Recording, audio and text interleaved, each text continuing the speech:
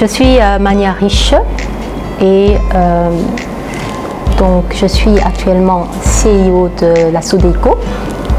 Sodeco est une société qui est spécialisée en gestion du capital humain et des secteurs d'activité. Donc c'est ce qu'on appelle aujourd'hui les entreprises privées de placement.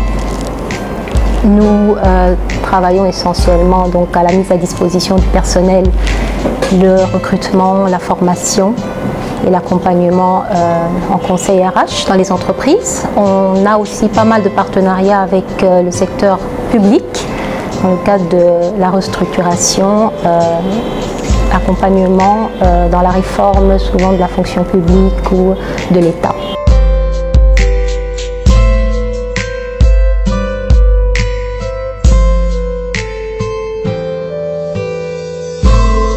Donc j'ai eu à faire des secondaires ici au Congo, mais j'ai terminé en France, en économie appliquée, ce que vous appelez aussi ici en économie de gestion. Ça a été un parcours assez intéressant parce que si je dois définir mon parcours, je ne sais pas complètement par où commencer en réalité. C'est vrai qu'actuellement donc, je suis dans les ressources humaines. Mais j'ai eu également à travailler avec une autre casquette. J'ai travaillé pas mal dans la pacification, donc dans la prévention et la gestion des conflits, dans la négociation avec les groupes armés. C'est pas tout à fait un métier de femme, mais c'était très très intéressant et challengeant. Un grand challenge. J'ai beaucoup appris. J'ai eu aussi à travailler dans le secteur minier et dans d'autres moments. J'ai une casquette d'analyste politique. Je suis assez intéressée sur la question et donc on me consulte dans des think tanks de renom, entre autres l'Institut français des relations internationales. J'ai eu à faire quelques consultings avec eux et donc ça c'est plus ma casquette politique.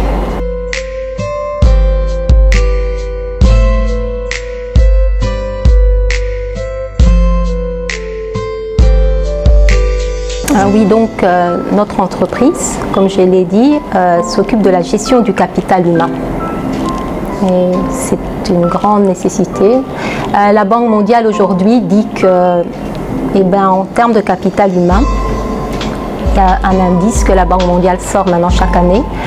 Elle dit que l'Afrique est à 40% en indice de capital humain, ce qui veut dire que uniquement 40% de son potentiel en ressources humaines, en capital humain est utilisé. Et malheureusement, ici en RDC, on est encore plus bas que la moyenne de l'Afrique, on est autour de 38%. Donc on n'utilise que 38% du potentiel humain. Or, le capital humain, comme les autres ressources du pays, on parle du Congo comme un scandale géologique, vous l'entendez souvent, avec tous les minerais qu'on a, l'agriculture, l'énergie, l'eau. Le capital humain, on en parle un peu moins, et pourtant derrière toutes ces matières premières, derrière toute cette énergie, c'est le cerveau. Et il faut commencer à focaliser de plus en plus sur le renforcement de ce capital humain. Et ça, c'est un peu notre secteur d'activité.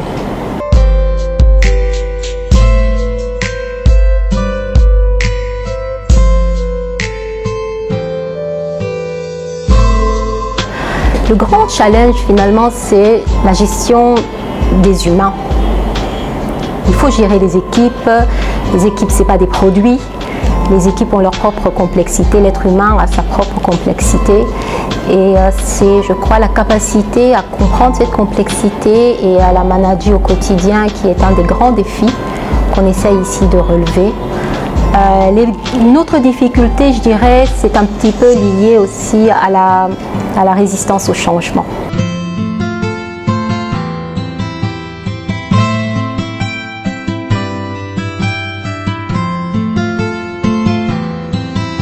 Alors là, je dirais peut-être pas Sodeco, j'irai un peu plus loin. Comme je vous ai dit que j'ai travaillé avec la pacification et les négociations et les groupes armés,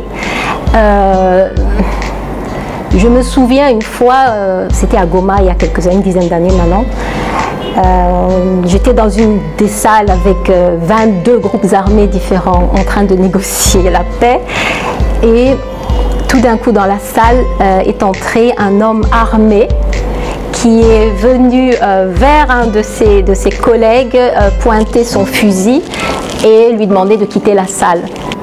Et je me suis dit, qu'est-ce que je fais? Je crie, je panique, et je me souviens que j'ai gardé un sang-froid et je leur ai dit tout simplement, messieurs, peut-être que vous pouvez aller dehors régler votre différend, parce que ici il y a la nation qui nous attend, et essayer de voir dans quelle mesure est-ce qu'on peut progresser, parce que demain on a un accord de paix à signer. Et ça les a complètement désarçonnés, et donc le monsieur qui finalement était avec son revolver, il est ressorti de la pièce comme il était entré. Et ben on a continué et finalement on a tellement bien progressé qu'on a effectivement signé l'accord le jour d'après. Et ça, je pense que ça c'est quelque chose que je retiens, ce sang-froid que j'ai eu dans un moment très très compliqué.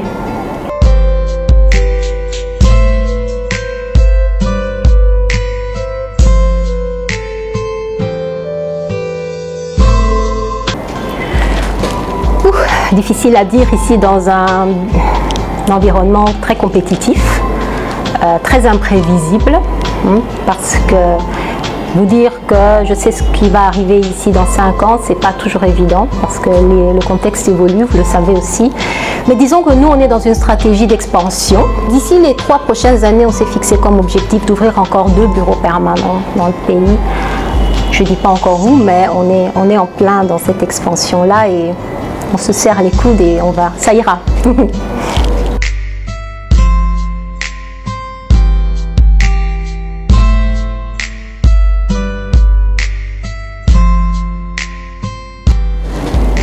Les femmes qui disent que ce n'est pas un challenge, je pense qu'elles essayent de contourner la question. Moi, je crois que c'est un grand challenge. Il y a, aujourd'hui, quand je pense, c'est vrai, les femmes de carrière, elles sont obligées un tout petit peu de sacrifier quand même leur vie de famille. Mais maintenant, on ne peut pas dire que ce n'est pas conciliable, c'est conciliable. Je suis mariée, j'ai 3 enfants qui ont grandi et qui aujourd'hui sont à l'université. J'ai essayé de rendre mes enfants complices de ma vision et de mon rêve. Et mon mari, que je remercie au passage, m'a beaucoup accompagnée.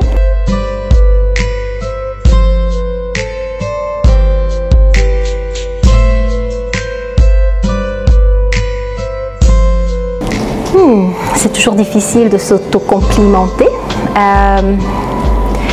Je dirais qu'une de mes grandes forces jusqu'ici, ça a été quand même de fait, comme je vous ai dit que j'ai un peu une multiple casquette, j'aime épouser plusieurs projets. Donc ça traduit forcément une capacité d'adaptation, à une sorte de flexibilité dans des situations et à l'environnement qui se présente. Ça, je pense que c'est quelque chose qui m'a boosté.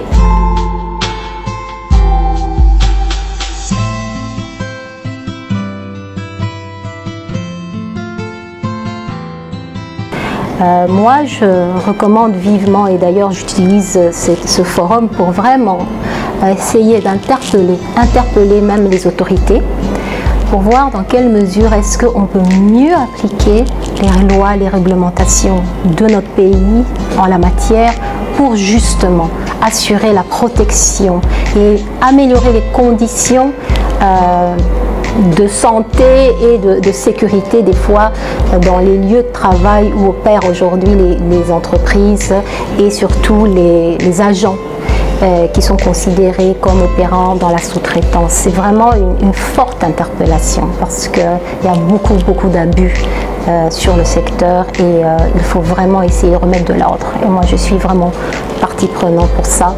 Et au niveau de la FEC, la Fédération des entreprises, notre société en fait partie, il y a eu même à présider le comité des entreprises privées de placement.